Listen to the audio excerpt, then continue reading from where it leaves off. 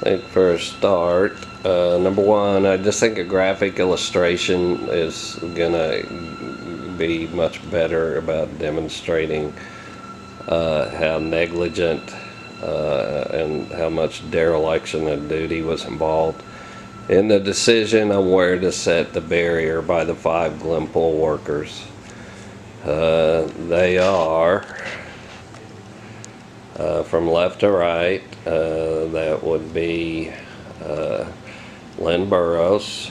Next would be Chuck Berryhill, then Rick Wallen, then David Deere, then Judah Klosterman.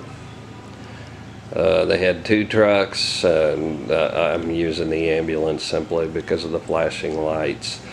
And the barrier is from a Thomas train, but I think it's representative because although they say they had a reflective barrier, I believe all the tape had come off, so it basically it was not reflecting light.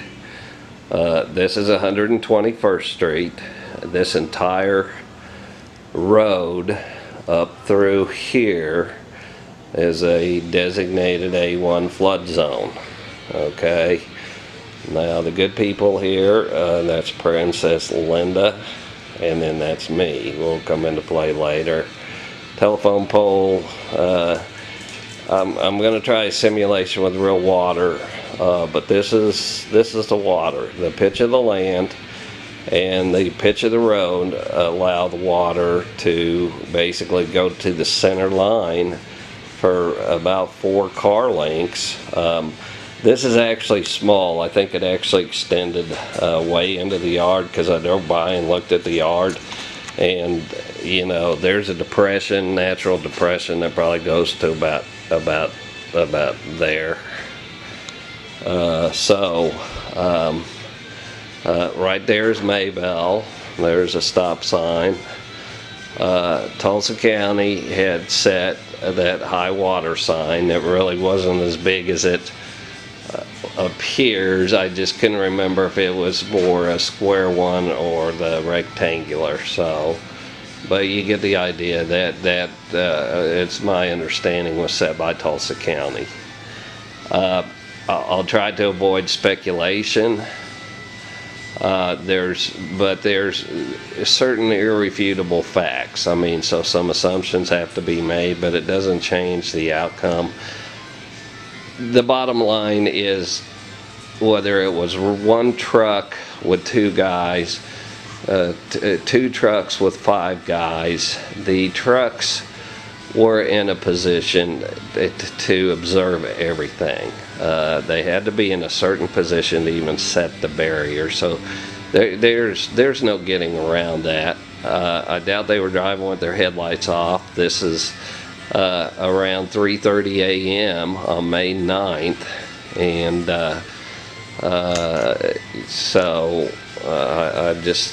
I don't see how there can be much argument. I'm going to go with 2 guys, 1 truck, with a scenario of either they were either eastbound or they were westbound. So either way, if they came in from the this way,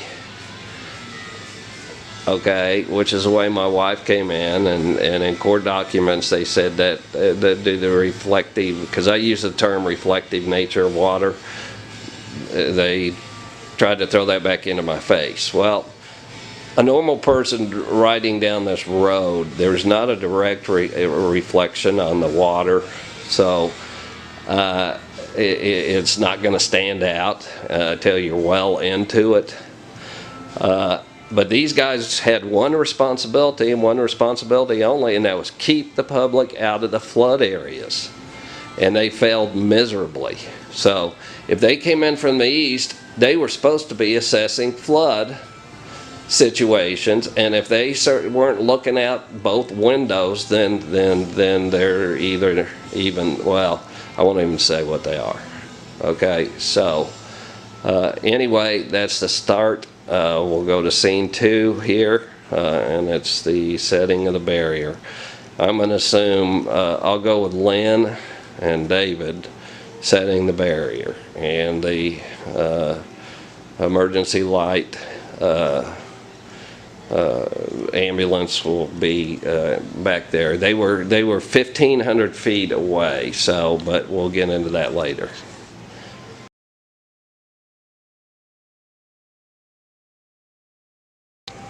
Okay, here we are. We got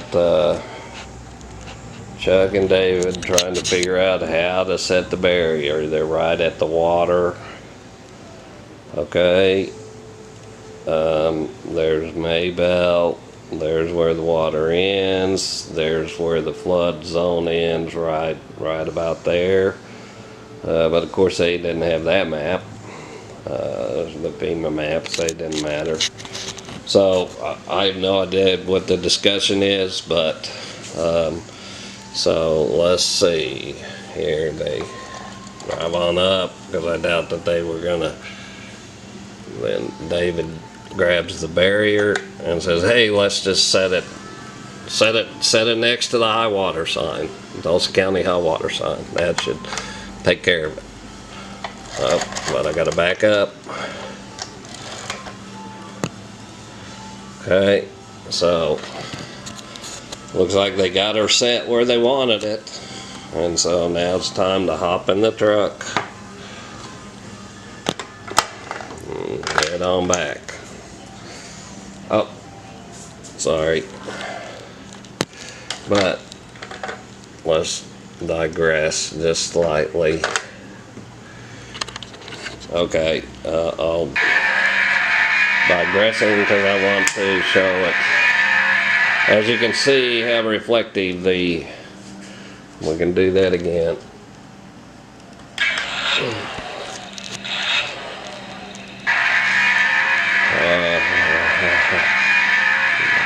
I guess they could have missed that, who knows.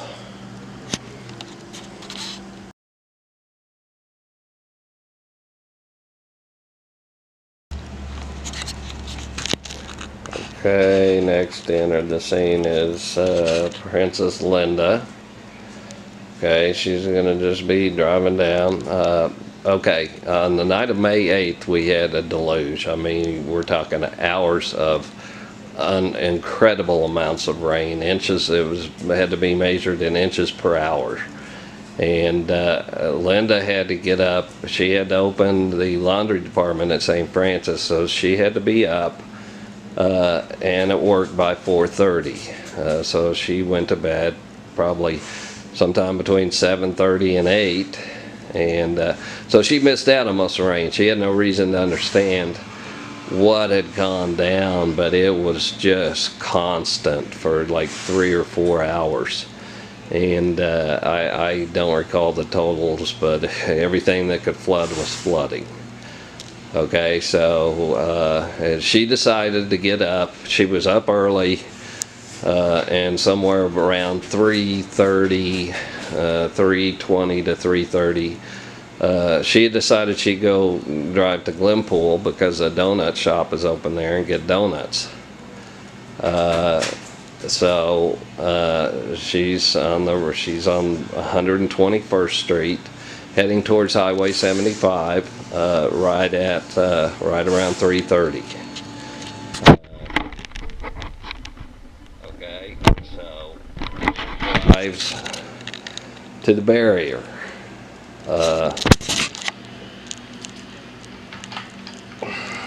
Slams on her brake because it was non-reflective.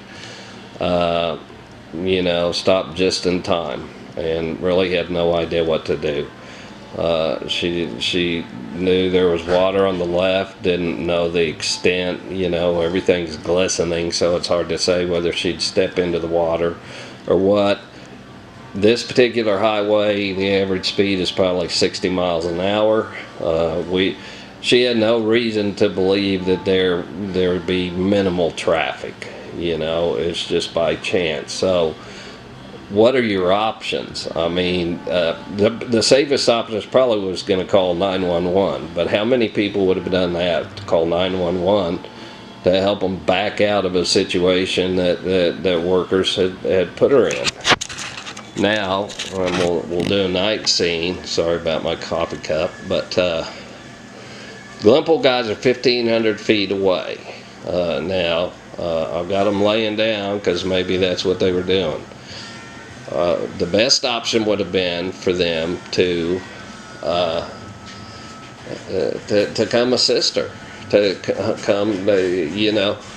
If they weren't sleeping, they would have seen that she was there. They would have seen all the activity that's getting ready to occur. And they simply would have come and helped direct her out of the situation she was in. Back to Maybelle. As you can see, there's Maybelle, but this is pitch dark.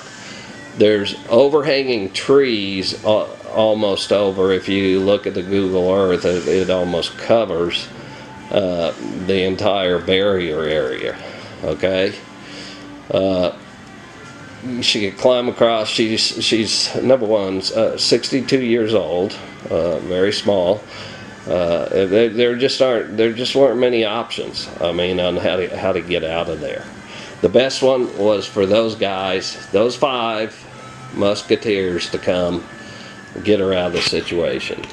Okay, so we'll try to do a night simulation.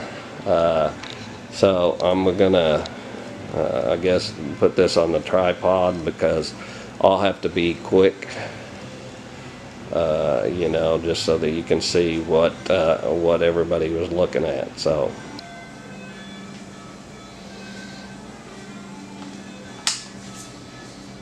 Bye.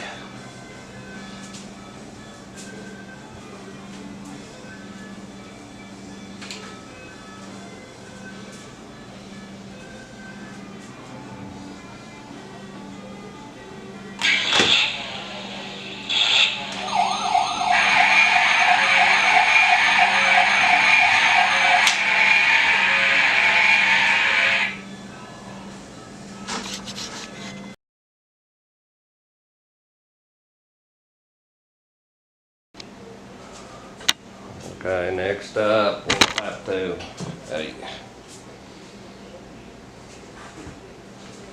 it's really hard to say what occurred, you know, once the decision was made to back up. So, she thought she might have made it back to, you know, Maybelle, but I saw tracks here. I think what happened is then for whatever reason she gunned it. Okay, it's panic mode for anybody. I don't care who they are. I don't care if it's a man or anybody else. If you can, you know, if you can back up straight, fine.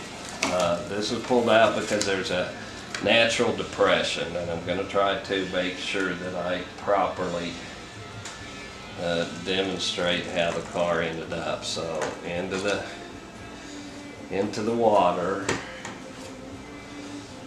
and that's I believe that's a fair representation of the level of the water that I saw upon my arrival. I mean, it was up this high. So she's in the car, water's coming in, she has no idea what the hell's happened. Here are these guys still sleeping or doing whatever the hell they're doing. They're not doing anything. This is I got a call at 3:37 a.m. Okay, so I grabbed my pull along and hop in the truck, and I head that direction. She tried to call me once, I didn't answer. She did get me on the second time, and so I wake up. The call was at 3:37 a.m.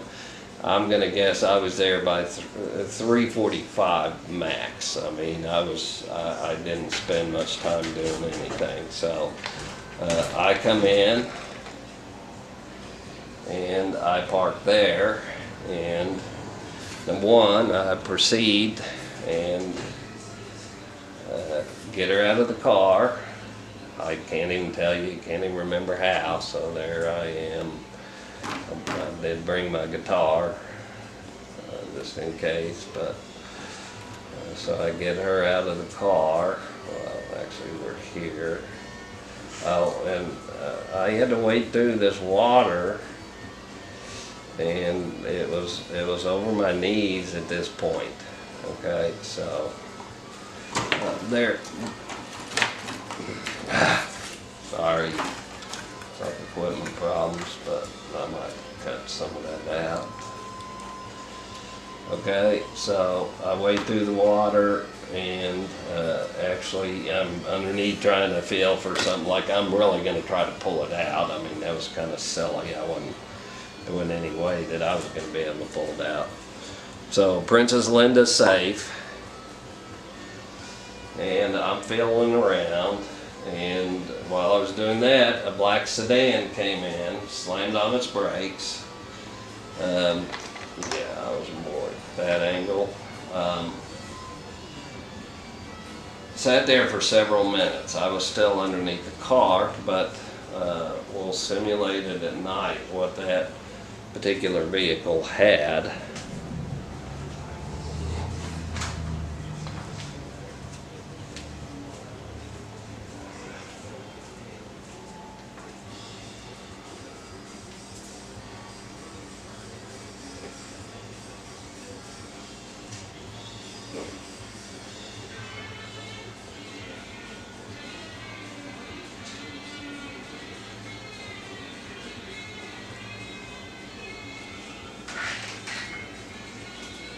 Okay, so we're gonna call this the black sedan. Okay, let me see if I can get the, well, stepping on something in the dark. Okay.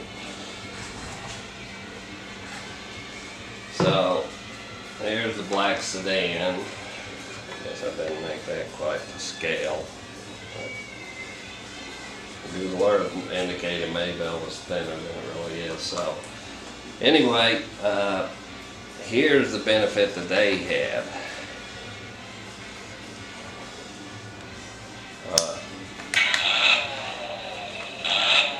I left my lights on, so they were able to back up and then take off. Okay. Sorry, I didn't make my streets wide enough.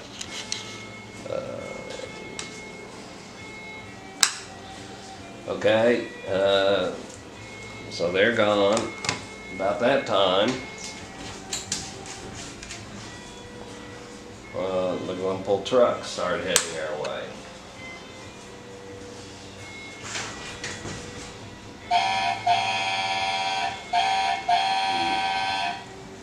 Okay.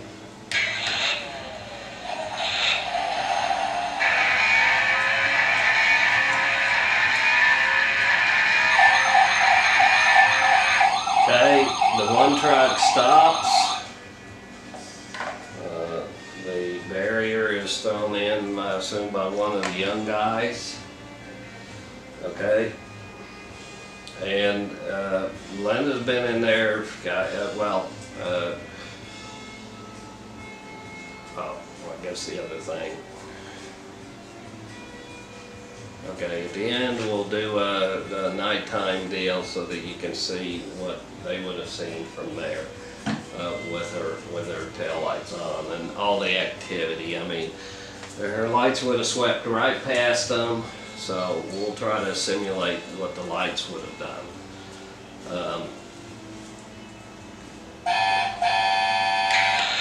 This truck collects the barrier and then just zooms on by. Okay, they're out of the scene now. Then this truck comes through. I'm standing up at that point.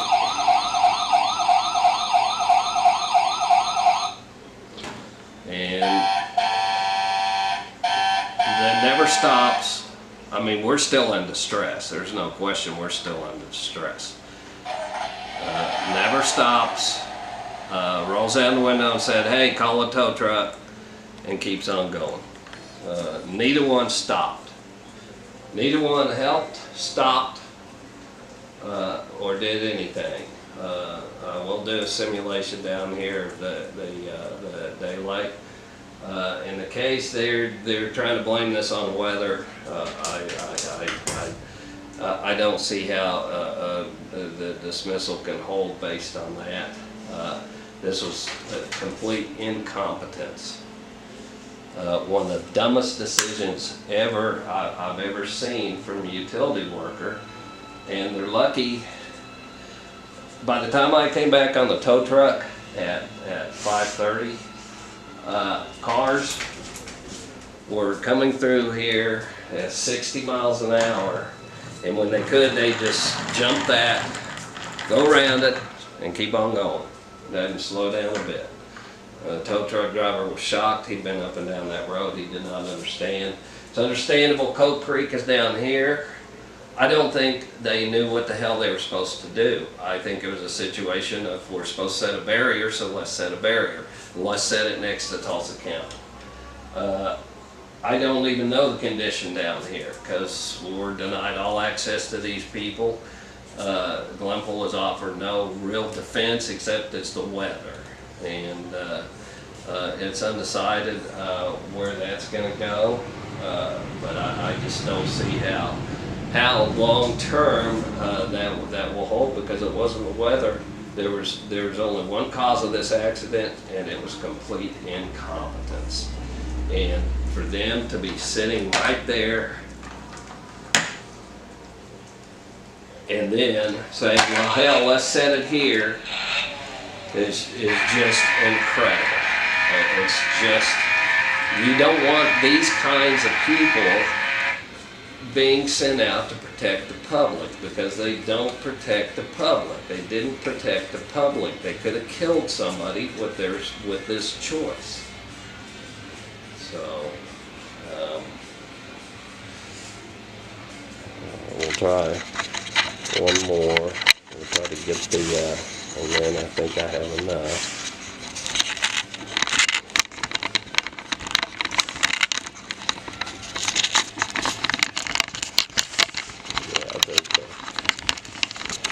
I get to learn more than I ever wanted to know about editing.